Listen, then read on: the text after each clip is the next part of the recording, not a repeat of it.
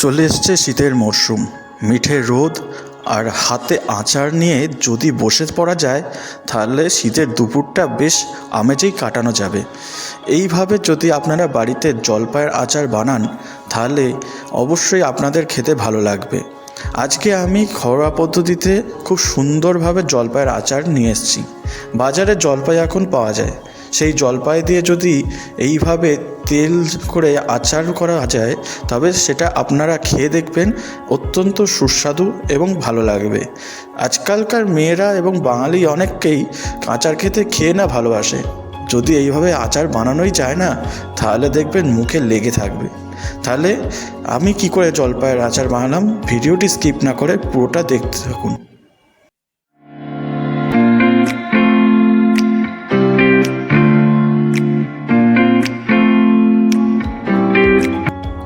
আমি এখানে একটা বাটিতে জল নিয়ে নিয়েছি এবং এই জলপাইগুলো আমি বাটিতে দিয়ে দিলাম।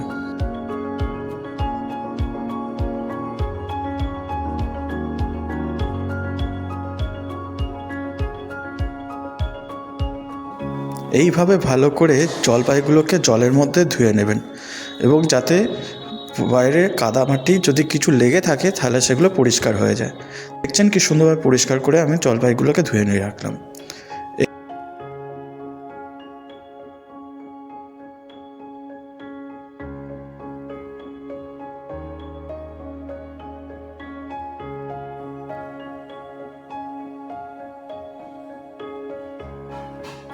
জলপাইগুলোকে তুলে নিচ্ছি, এবার এগুলোকে কেটে নেব।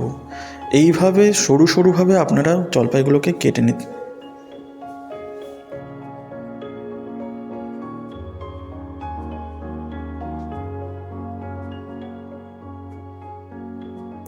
আমাকে অবশ্যই কমেন্ট করে আপনারা জানান যে কারা কারা আচার খেতে ভালোবাসেন এবং কারা কারা এভাবে জলপাইয়ের আচার খেয়েছেন। অবশ্যই কমেন্ট করে জানাবেন, কিন্তু আমি আপনাদের কমেন্টের অপেক্ষায় রইলাম।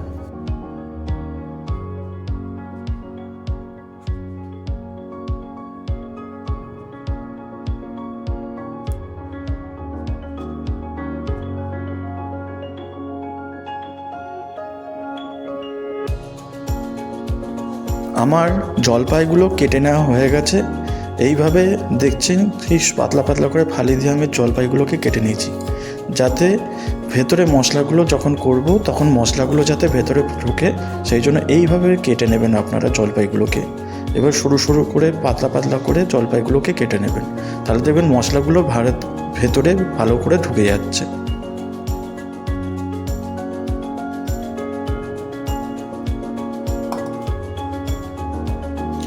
এরপর আমি এর মধ্যে দিয়ে দেবো চিনি। আমি এখানে 1 বাটি চিনি ইউজ করেছি, আপনারা মিষ্টিটা দেখে ইউজ করবেন। এইভাবে আমি জলপাইয়ের মধ্যে চিনিটাকে মাখিয়ে নেব যাতে ভেতরের মধ্যে মিষ্টির ভাবটা যায়।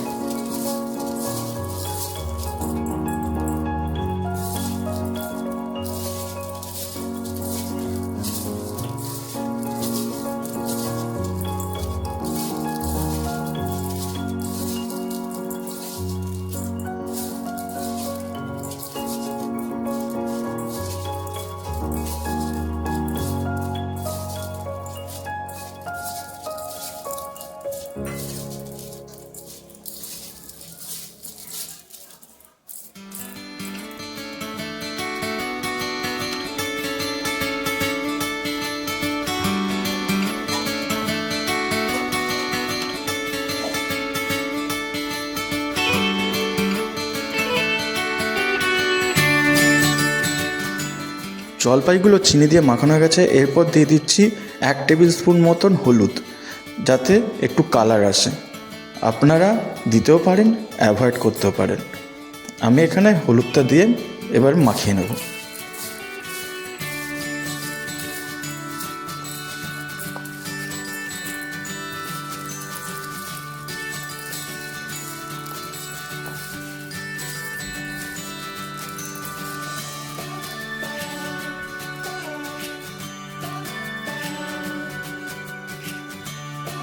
এবার আমি মশলা তৈরি করার জন্য মশলাগুলো নিয়ে নিচ্ছি। এখানে নিয়েছি 5 ফোড়ন, নিয়েছি শুকনো লঙ্কা, 1 চামচ মতন জিরে, 1 চামচ ধনে, 1 চামচ সর্ষে।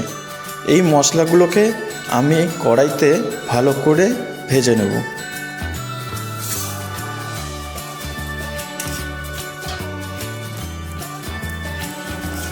মশলাগুলো আমি কড়াইতে দিয়ে দিয়েছি। আপনারা ভালো করে এই মশলাগুলোকে ভেজে নেবেন এবং দেখবেন মশলাগুলো যেন পুড়ে না যায়, তাহলে তেতো ভাব আসে। মশলা ভাজা হয়ে গেছে, এবার আমি এটাকে মিক্সিতে পেস্ট করব।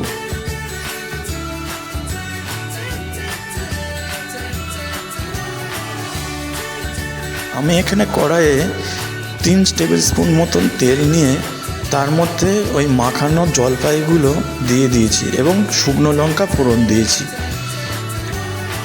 ভালো করে এইটাকে তেলের মধ্যে ভালো করে এদিক ওদিক করে নাড়িয়ে নেবেন, যাতে চিনিগুলো তলায় না জ্বলে যায়। এবার এখানে আমি স্বাদ অনুযায়ী নুন দিয়ে দিলাম।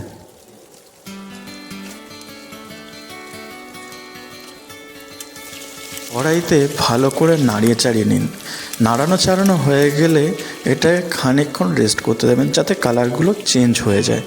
কালার চেঞ্জ হয়ে গেলে আপনারা এটাকে ভালো করে একটুখানি ফুটিয়ে নেবেন।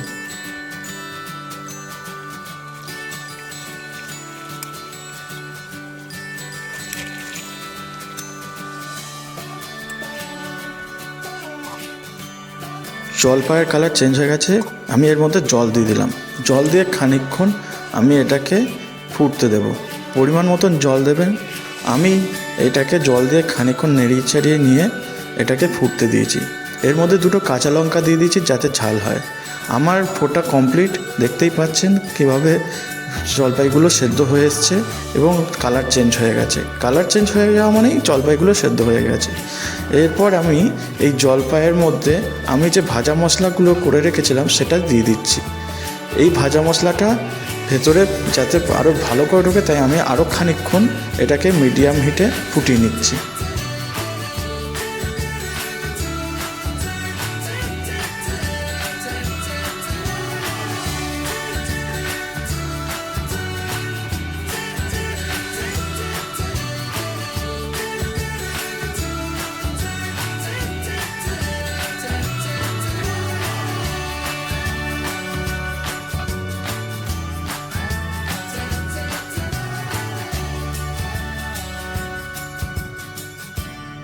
ভিডিওটি যদি ভালো লেগে থাকে তাহলে অবশ্যই একটা লাইক করবেন এবং শেয়ার করবেন আপনার প্রিয়জন মানুষদের সঙ্গে, যাতে আরও ভালো ভালো ভিডিও আমি আপনাদের সঙ্গে তুলে ধরতে পারি। ভিডিওটি দেখা মাত্র একটা লাইক করে রাখবেন, যাতে আপনার একটা লাইক মোটিভেট করে আমাকে আরও ভালো ভালো ভিডিও বানানোর জন্য। চ্যানেলটা যদি সাবস্ক্রাইব না করে থাকেন তাহলে অবশ্যই চ্যানেলটাকে আগে সাবস্ক্রাইব করে রাখুন, যাতে আরও ভালো ভালো ভিডিও আমি আপনাদের সামনে তুলে ধরতে পারি।